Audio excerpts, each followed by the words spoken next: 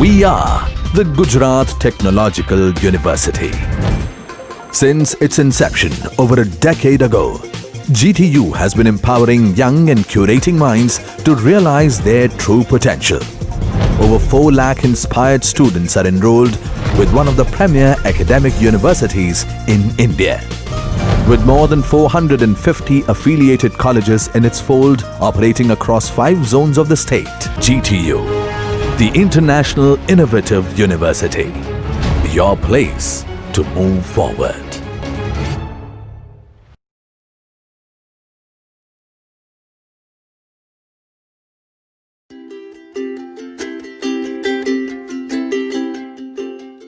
Welcome my dear friends. Previously we had seen the output KVA corresponding to maximum efficiency.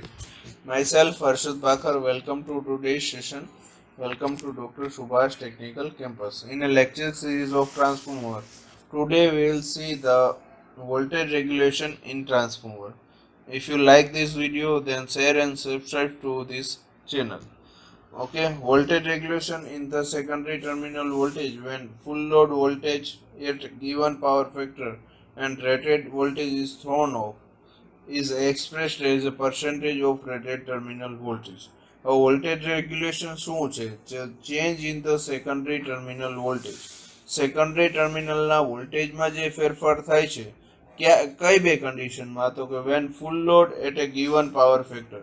પહેલા તો full load કન્ડિશનમાં power factor જે હોય એ અને rated voltage is thrown off, પછી રેટેડ વોલ્ટેજ એકદમ ડાઉન કરવામાં આવે છે is expressed as a percentage of rated terminal voltage. હવે ટર્મિનલ વોલ્ટેજમાં જે ચેન્જ થાય છે એને વોલ્ટેજ રેગ્યુલેશન કહેવામાં આવે છે. બરાબર છે? બે કન્ડિશનમાં, એક ફૂલ લોડ ટર્મિનલ વોલ્ટેજ અને એક no load terminal voltage. This change in the secondary terminal voltage from no load to full load expressed as a percentage of full load voltage.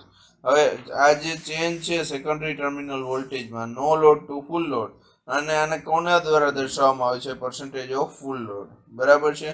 તો હવે વોલ્ટેજ રેગ્યુલેશનની ડેફિનેશન જુઓ. V2NL means voltage of secondary at no load minus voltage at secondary at full load divided by voltage at secondary at full load. No load minus full load upon full load multiplied by 100.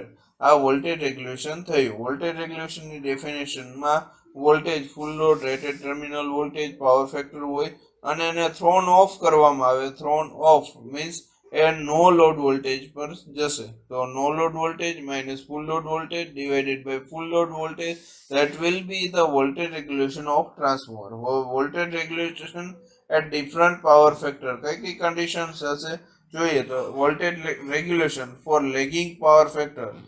Lagging power ફેક્ટરમાં અહીંયા lagging power factor x હોય suppose, તો x multiplied by r2 I2 multiplied by R02 cos phi 2 plus X02 sin phi 2, real part plus imaginary part divided by V2 multiplied by 100. આ lagging power factor માટેનું voltage regulation છે. Suppose if your power factor is cos 5 at lagging x, તો lagging x ઉપરનું voltage regulation કેટલું થશે? x multiplied by I2 multiplied by R2 into cos phi 2 plus X02 into sin phi 2. So આ હતું voltage regulation for lagging power factor at load condition x. Voltage regulation at leading power factor at load at x condition. So voltage regulation leading power factor માં કેવું હશે? xi2 as it is common, r2 cos phi 2 as it is common. અહીંયા major change આવશે મિત્રો, ધ્યાન રાખજો. અહીંયા plus આવતા હતા લેગિંગ પાવર ફેક્ટરમાં, લીડિંગમાં અહીંયા માઇનસ આવશે. Real component minus imaginary component. x02 sin phi 02 આવશે divided by v2, so multiplied by 100. so આ હતું percentage of voltage regulation at leading power factor. હવે voltage regulation at unity power factor શું થશે? તો xi2 r02 divided by v2. so શા માટે? અહીંયા લીડિંગ પણ નથી, લેગિંગ પણ નથી, એટલે રિયલ ને ઇમેજનરી પાર્ટ્સ આવશે જ નહીં. તો R2 પ્યોર રિયલ પાર્ટ્સ બનશે. તો xi2 into R02 એટલે આ સેકન્ડરી વોલ્ટેજ થયા, voltage at secondary divided by voltage at secondary. So unity power ફેક્ટરમાં લોડ વોલ્ટેજ રેગ્યુલેશન શું થશે xi2 multiplied by R02 divided by V2 multiplied by 100. હવે એક એક્ઝામ્પલ જોઈએ મિત્રો.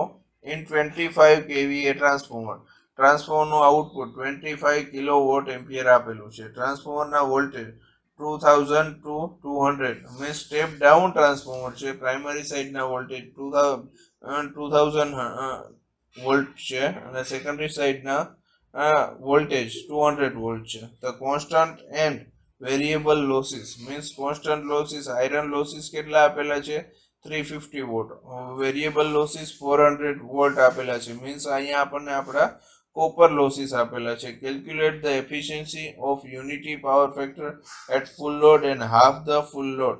હવે આપણને એક જે ફેક્ટર હતું ફૂલ લોડ કન્ડિશનમાં યુનિટી પાવર ફેક્ટરમાં, તો અહીંયા જો પ્રીવિયસલી આપણે ઇક્વેશન છે જ, આ ઇક્વેશનમાં x બરાબર 1/2 મૂકવાનું છે.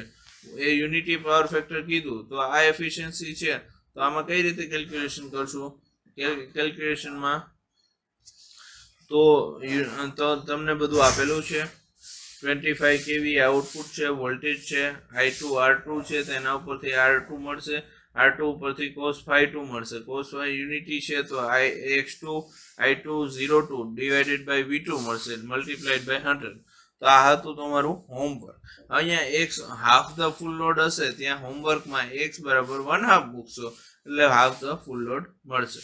નાવ નેક્સ્ટ હોમવર્ક માટેનો એક એક્ઝામ્પલ છે. Calculate the efficiency at half and full load of 100 kVA transformer for unity and 0.8 power factor and the copper loss આપેલા છે વેરિયેબલ લોસ. જો અહીંયા મિત્રો વર્ડ ચેન્જ થાય છે, વેરિયેબલ લોસ હશે તો પણ કોપર લોસ હશે 1000 watt and full load iron loss is 1000 watt. બરાબર છે. હવે નેક્સ્ટ હોમવર્ક માટે એક ક્વેશ્ચન. બરાબર છે ને? તો હવે આ એક્ઝામ્પલ તો જાતે જ કરીએ. Obtain the equivalent circuit of 200 divided by 400 watt. Step up transformer છે, 50 હર્ટ્ઝ છે, સિંગલ ફેઝ ઇન્ડક્શન ટ્રાન્સફોર્મર છે. ઓપન સર્કિટનો ડેટા શું છે 200 watt 0.7 ampere, primary current 70 volt at on LV side. Short સર્કિટનો ડેટા શું છે 15 વોલ્ટ, સેકન્ડરી સાઇડ શોર્ટ છે એટલે વોલ્ટેજ ઓછા હશે, 10 ampere.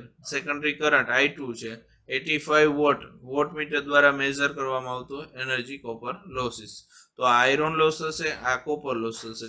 Calculate the secondary voltage when delivering the 5 kilowatt output at 0.8 power factor lagging and the primary voltage is being 200. બરાબર, primary voltage આપેલા છે. તો હવે એનો ડેટા એનાલિસિસ કરીએ તો ઓપન સર્કિટ ટેસ્ટમાં આપણને ખબર જ છે કે આયરન લોસ મળશે. બરાબર છે. તો ઓપન સર્કિટ ટેસ્ટનો ડેટા જોઈએ તો P0 બરાબર V0 I0 cos phi 0 થશે. તો અહીંયા cos phi 0 નું ઇક્વેશનમાં શું મળશે P0 divided by V0 into I0. બરાબર છે. તો P0 પાવર કેટલો આપેલો છે જુઓ મિત્રો, પ્રાઇમરી સાઇડમાં 70 વોટ આપેલો છે તો P0 70 watt, V0 voltage secondary સાઇડના પ્રાઇમરી સાઇડના કેટલા કીધા 200, I0 કરંટ 0.7 એમ્પિયર. તો cos phi ની વેલ્યુ થશે 0.5, એના ઉપરથી sin phi ની વેલ્યુ થશે 0.86. તો આયરન લોસ કમ્પોનન્ટ શું થશે I0 cos phi 0. તો I0 ની વેલ્યુ આપણી પાસે 0.7 છે, cos phi 0 ની વેલ્યુ મળી 0.5, તો આનો વેલ્યુ થશે 0.35 એમ્પિયર. હવે એવી જ રીતે ઇમેજનરી કમ્પોનન્ટ I0 ની વેલ્યુ 0.7 છે, sin phi 0 ની વેલ્યુ 0.86 મળી, તો આ કરંટ થશે 0.606 એમ્પિયર.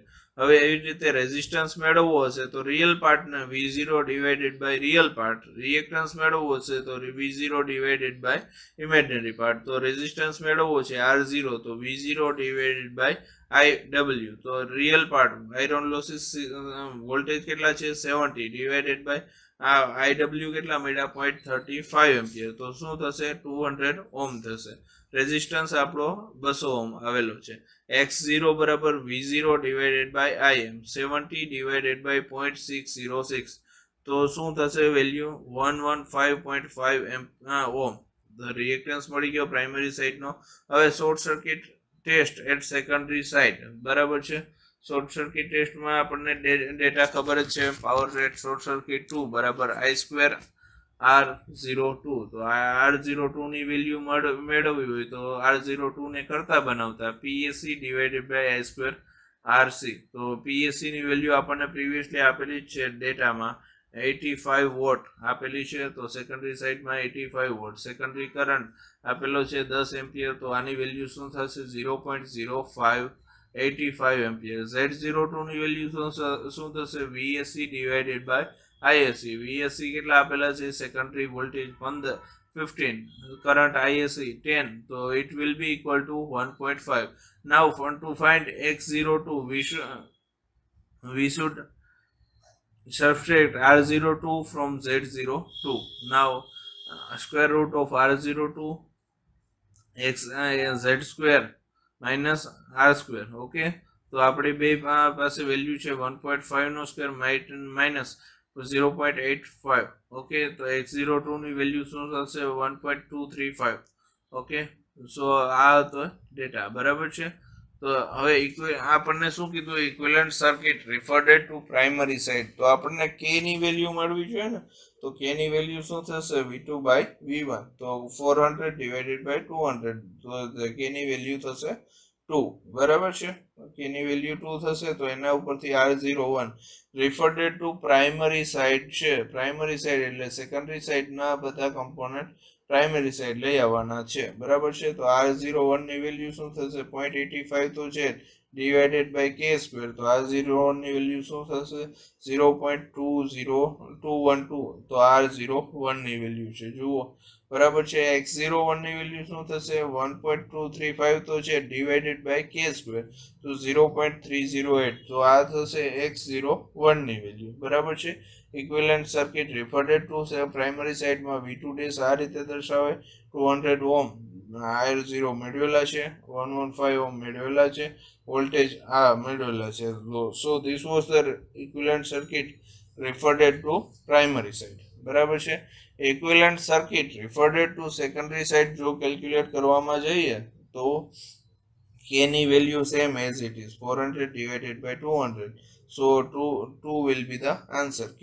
Now R0 બરાબર પ્રાઇમરી થી સેકન્ડરી સાઇડ જઈએ તો K² વડે મલ્ટીપ્લાય કરવાના, જે આપણે પ્રીવિયસલી ભણી ગયા. તો 200 તો એની પ્રીવિયસ વેલ્યુ છે, મલ્ટીપ્લાઇડ બાય K² એટલે 2² બરાબર 800 થશે. તો R0 ડેશ બરાબર છે. X0 ડેશ બરાબર શું થશે? X0 ડેશ 115.5 છે multiplied by K².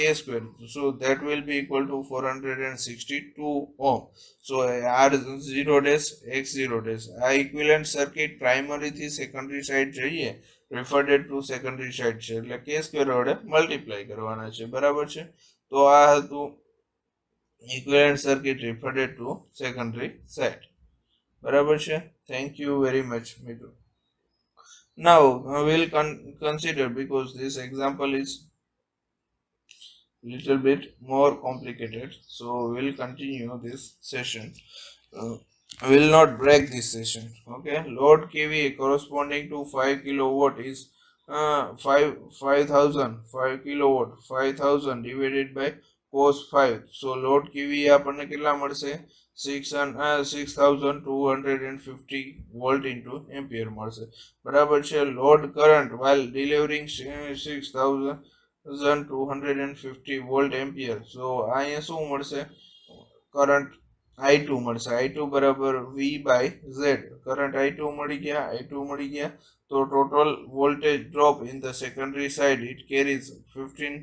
જ્યારે આ 15.625 એમ્પિયર કરંટ કેરી કરે ત્યારે વોલ્ટેજ ડ્રોપ કેટલો થશે? તો voltage I2 multiplied by R2 ની સાથે રિયલ કમ્પોનન્ટ cos phi2 ને X02 ની સાથે ઇમેજનરી કમ્પોનન્ટ sin phi2. આ બધાની વેલ્યુ આપણી પાસે છે. I2 ની value as it is, R02 ની 0.85 છે, cos phi2 0.8 પ્રીવિયસલી મેળવેલા છે, X02 1.235 multiplied by sin 02. So total voltage drop in the secondary voltage that must be equal to 22.20 volt. Hence the secondary voltage કેટલા થશે? 400 હતા પણ એમાં ડ્રોપ થયો કેટલો? 22.22. સો એમાંથી બાદ કરીએ એટલે 400માંથી 22 બાદ કરતા 377 વોલ્ટ મળશે, voltage at secondary side. So this was the example based on the primary side referred to secondary side. So thank you very much for attending this lecture. If you had any query, any question regarding this, then please ask frankly. Thank you very much.